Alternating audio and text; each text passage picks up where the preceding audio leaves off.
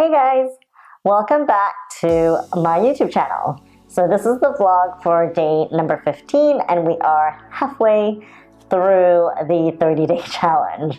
So today I kept the workout really short, but I did do a workout before one of my calisthenics classes, and then I did a few recordings for my members only Instagram page with all my calisthenics workouts on it.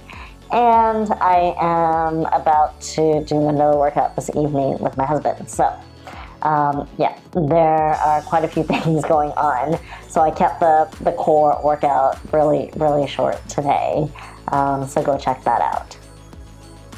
So in today's vlog, I don't want to talk about any particular issues.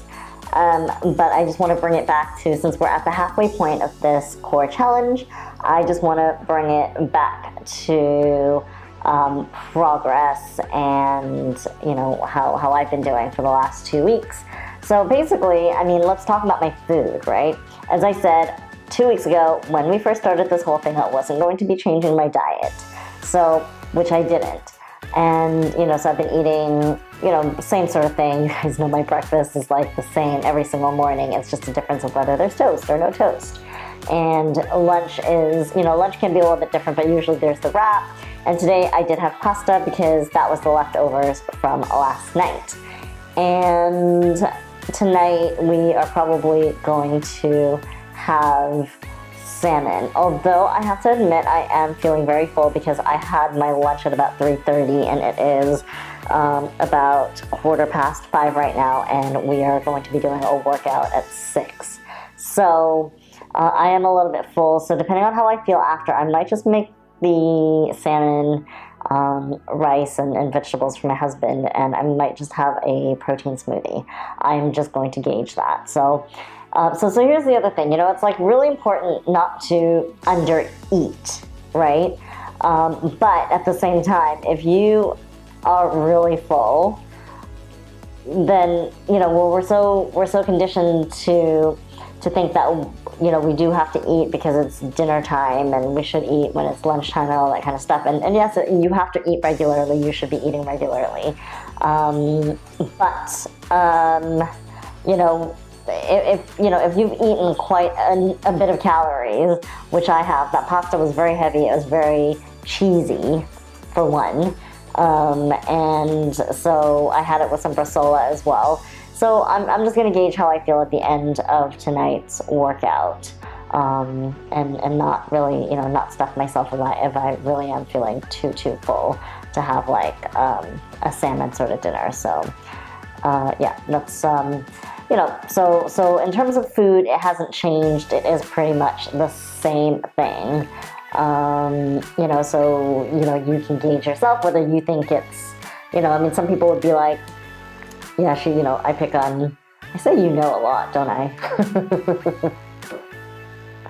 Pick on crisps. I didn't do that today. I do tend to have some spoons of Nutella and some teaspoons of Nutella and some, you know, just those little squares of dark chocolate sea salt, which a friend of mine actually pointed out to me that dark chocolate actually has quite a bit of sugar in it. So yeah, I did not realize that my 75% green and black sea salt chocolate square or one row actually has a teaspoon of sugar, which is quite a bit, but that's not going to stop me from having a square or two a day. So yeah, that is pretty much the situation with the food.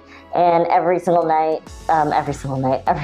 Friday, we've been doing the fish and chips. And weekends are usually when we get a takeout a day. So yeah, so that's what's happening on the food situation. In terms of my weight, it has fluctuated massively this month. And that is because after 6 years of not being on any hormones, I was back on hormonal contraception, and this I started 3 weeks ago. So I was extremely, extremely bloated. It was insane because, back when I was like 21 and I started taking it, I pretty much never even realized, any of the side effects, never had any of the side effects, just felt extremely normal. But this time around, I mean, it could be, my age as well, but I really felt the effects of it for 3 whole weeks. But now it's settled down, and, my weight actually went up. So, when we started, I think I showed you it was like 46.6, and then, and that was like on a Wednesday, Tuesday morning. So after a weekend, usually you're going to be a lot heavier because of the salty food that you've eaten from takeout. But then it went down to 45.9, and then it went all the way up, guys, to like 47 point something during these weeks that I was extremely bloated. But now we are back down again to 45.8. So there are so many factors, for weight to fluctuate. And so, which is why it's really important not to get hung up on the number. I just like to track it because I like to see what is happening. And to tell you the truth, so I'm Muslim, and every year I fast for Ramadan.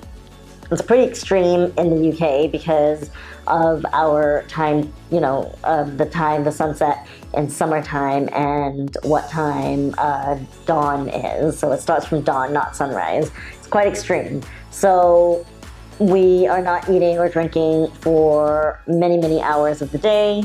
And by the time you get to eat, and usually about 8, 9 o'clock in the evening, you're not that hungry anyway. So I tend to lose about 3 kilos every Ramadan. So this is coming up in about a month's time.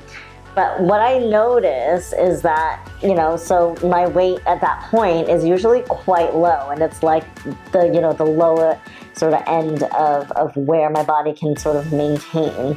And as the year goes on, it does creep up.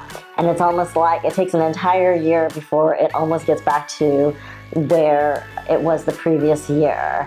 So usually about, like high 46s is where my body ends up before Ramadan comes around again. So it's quite interesting, just to show you how it is with my body weight. I can usually maintain around 45-ish quite easily, but sometimes we indulge a little bit more and it goes up a little bit more, but that is still a healthy weight. And so this is my whole thing where I really think people need to be more confident in that healthy weight that they are in, and sometimes your stomach is not as flat, but then you gain a butt from it. It's like there's a trade-off, and it's it really is about like the whole package anyway. Anyone who's picking at your body and saying like, oh, look at her, she's gained weight, or look at her, she's got like a pudgy stomach, or whatever it is. Do you know what I mean? People who pick at little things on your body, the problem is not you. They are picking on things that they are insecure about in their own bodies, So I just want you to keep that in mind, which is why my whole life, I've just always known this. I don't know how I knew it, but I've always known this since I was a kid. So I was never really, too bothered if someone had insulted me or someone said that I had gained weight. The only time I do get upset is because I'm kind of like, well, people shouldn't feel so comfortable to tell people that they've gained weight. Or sometimes, in Asia, I am considered slightly chubby sometimes, it's really weird, but in Asia, I am slightly chubby. So I go home and people will be like, oh, you're fat, and I get upset not because like I'm insulted, because I don't think I'm fat, but I'm kind of like, hey, if I'm fat, like there's a problem in the way society views, weight and size and all that kind of stuff, so that's just why my reaction is the way it is. But anyway, anyway, my point was, kind of rambling again, the weight goes up, the weight goes down. And this is just how life is, and we should be comfortable and not ashamed of it, and just, focus on happier things, in our lives. And that is what makes you a beautiful person, is your thought, your mind, your heart, all those types of things. So just remember that, all right? Even though you're doing a 30-day core challenge, your focus should be on, yes, getting stronger, but also working on what's on the inside. And that's what I always repeat. Okay, guys? But anyway, that is my rambling. And so you know my progress for the halfway point, and we shall see. Hopefully we can get a slightly longer core workout in tomorrow. I don't really have too many things going on. So yeah. So I will see you tomorrow.